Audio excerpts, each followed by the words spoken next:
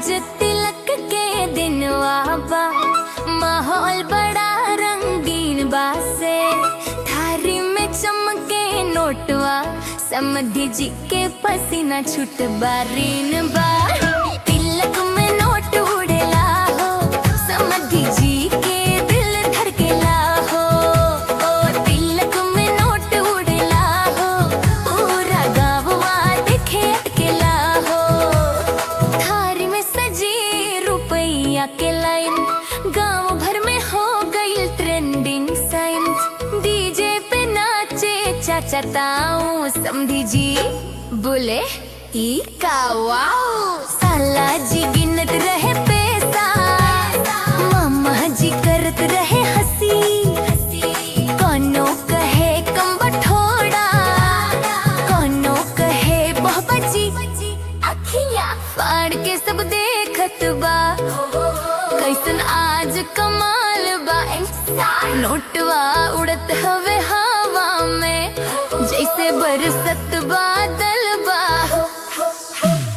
तिलक में नोट उड़ेला हो, समधी जी के दिल धड़केला हो। तिलक में नोट उड़ेला हो, पूरा माहौल झमाझम भइल बा।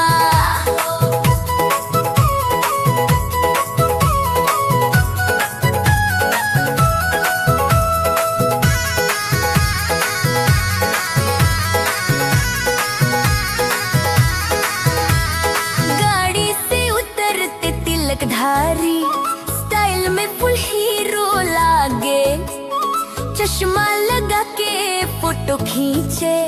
रील में सब ट्रेंडिंग भागे गर, समधी जी के चेहरा देख के लोगन के हंसी छूट जाए।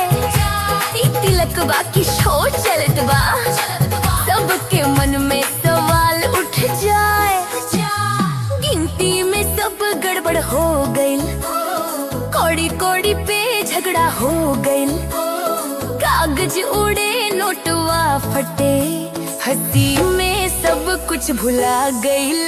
एक और डीजे धुन बजावे, दूसरा और नोट उड़ावे। हब बीच में समधी जी फंस गइले, कैसन दिन आज आ गइल।